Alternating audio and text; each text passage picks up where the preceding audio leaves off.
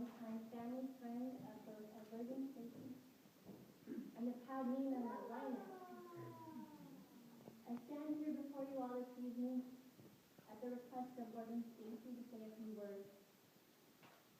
I'm thankful for this opportunity to share how Tia Merced's life here on earth has touched so many lives, including my family's lives and my own.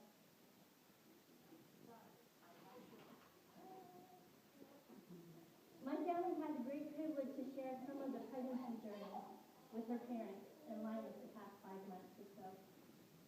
Since the time we first discovered they were pregnant with Tia to the day we discovered her heart was no longer beating, we have had the priceless opportunity to share their indescribable joys and some of the most painful suffering of pregnancy and parenthood.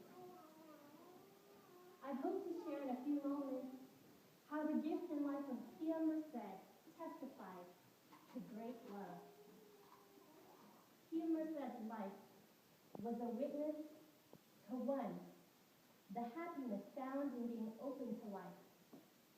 Number 2, the necessity of the cross and the possibility of bearing it with Jesus Christ.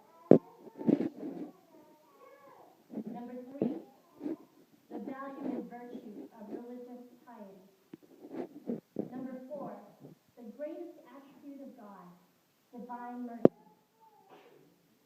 Number 5, the unsurpassable joy that only God can give. Number 6, the power found in hope. Number 7, the fruit of peacefulness. And number 8, total resignation to God's most holy will. Tia Merced's life testifies to the happiness found in being open to life. I still remember when we learned that Stacy was pregnant. We were on a family play date at one of our nearby parks, and everyone was there, except Stacy. Who was blinking or not feeling well, I can't remember. And as we were departing, as you heard earlier, Ward asked to take a photo of us with Linus.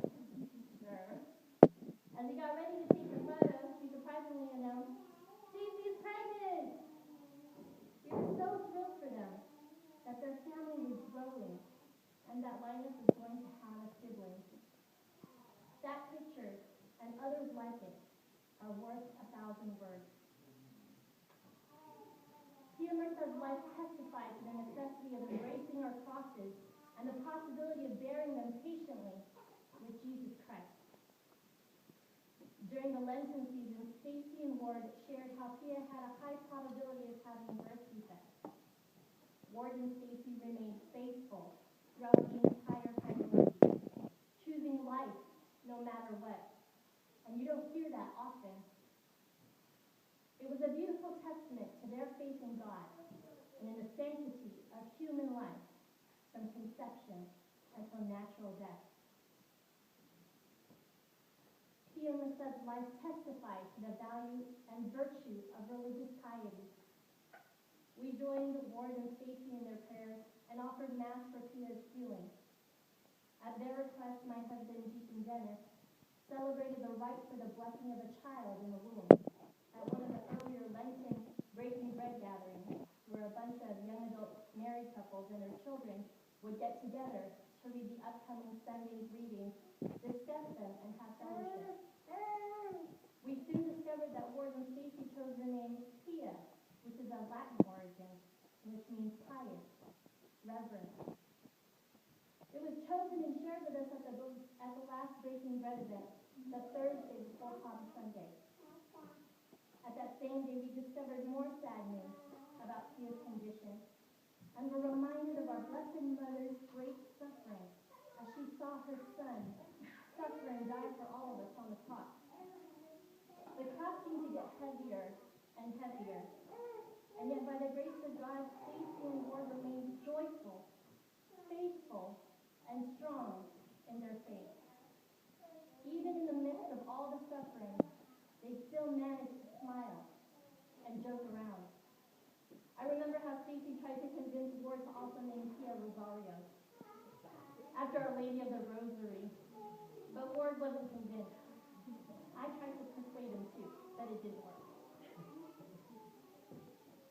Pia Merced's life testified to God's greatest attribute, divine mercy. Due to sickness, my family and I missed our scheduled family playdate with the Loricas, which was supposed to be on Divine Mercy Sunday. It turned out to be a blessing in disguise, however, because Ward's and Stacy's family were then able to make a pilgrimage to the shrine of St. Jude at St. Dominic Church in San Francisco on Divine Mercy Sunday, and had Mass there as a family. It was soon after that, at another park playdate, when Ward and Stacy told us how they were now just waiting for Pia to stop moving. That news was difficult for us to hear. We had learned that they had chosen Merced, which is of Spanish origin, and which means mercy, for Pia's second name. Ward said something like, the signs were pointing to mercy. We thought it was so perfect and providential. As a little baby in the womb, Pia Merced shared in Jesus' suffering on the cross, in his desire to share the world with his divine mercy. And because of Pia Merced's salvation, her parents, and all who knew her, we were all called to rely on God's divine mercy in the midst of our own suffering that she would have. Pia Merced's life testified to joy in the midst of great suffering. At another one of our park playdates, Ward and Stacy brought Linus to fly a kite. It was then that Linus learned to say to my son, John Paul, his name for the first time. When we met with Ward and Stacy, we had introduced them to some new people. At the time, we also shared how they were pregnant. One thing I remember observing on our many park playdates, but especially this one, was that Ward and Stacy, they always managed to smile and think of others in the midst of their brokenness and hurt. Pia Merced's life testified to the theological virtue of hope. The following week, by divine providence, our family saw them at the doctor's office, and we were finally able to go out for a family dinner date. We had been trying to make this happen for a number of years now, and unfortunately, we finally made it happen. During the dinner, we discussed the possibilities of asking for a miracle through specific blessed intercession for Pia's health and survival. So Lorica chose Blessed Belly and Louis Martin, the parents of Saint Therese, to intercede on our behalf for Pia Merced's life. We were hoping against all hope. Pia Merced's life testified to the fruit of peacefulness and total resignation to God's most holy will. While Pia Merced did not miraculously get healed and survive after we began praying the prayer for Blessed Belly and Louis Martin, we were confident that God was going to do something greater with the situation. He was not going to lose any ounce of suffering. Every drop of it was going to be for his greater glory and for the salvation of souls. We trusted that if God did not will to heal Pia Merced through the intercession of Blessed Belly and Louis Martin, that it was because there was something greater in store for Pia and Ward and Stacy's family. The following day, we discovered that Pia Merced's heart could not be detected anymore. Thus, we visited them in their home to briefly be with them before heading the daily mass to pray for her and the family. In that most difficult moment, we witnessed Ward and Stacy exude peacefulness and resignation to God's plan for Pia Merced, which were both graces in and of themselves. To close, my family and I will remember Pia Merced and her parents' testimony of enduring love, their faithful witness to life, of patience in the midst of great suffering, of religious piety, of mercy, of hope, peacefulness, and resignation to God's most holy will. Thank you, baby Tia Merced, for sharing your beautiful life with us, for touching our hearts, and reminding us of what matters most in life. God, the sacredness of human life, love, family, and the fact that we should never, ever take for granted the moments we have with one another. Your mission on earth has been fulfilled. May we keep your memory alive in our hearts, Tia Merced, as we too seek to be a witness. As a tribute to Tia Merced Lorica, whom I believe would want us to turn to Christ during this heartbreaking time, I dedicate this song, I Am Not Alone, by Kari Job. I especially dedicate it to her parents, Warden Stacy, and her Clea Linus. I had come across the song on the radio just yesterday as I was praying about what to say during the eulogy. It moved my heart so deeply as I listened to it that I felt as if it was a song Tia Merced would want her parents' hearts to sing and make their own, to comfort them, strengthen them, console them, to remind them that Jesus goes before them, that he will never leave them, especially in their greatest sorrows.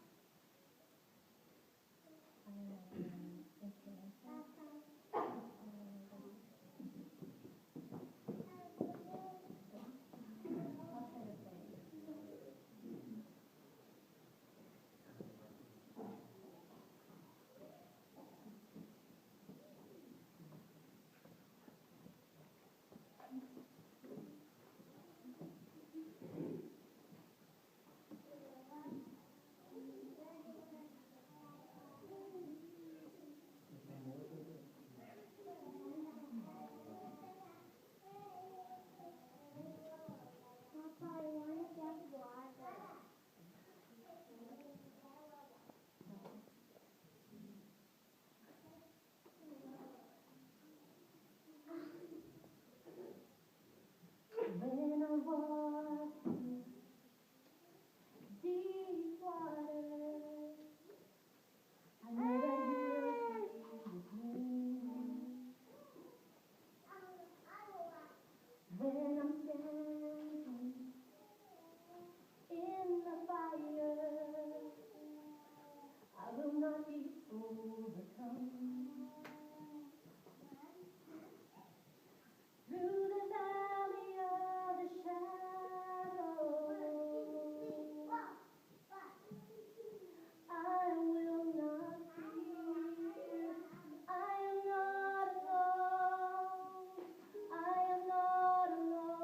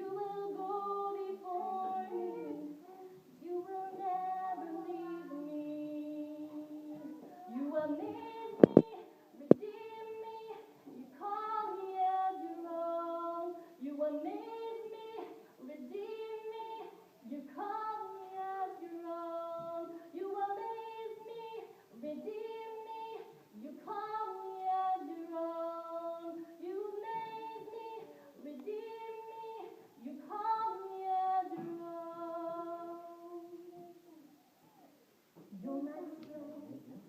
You're my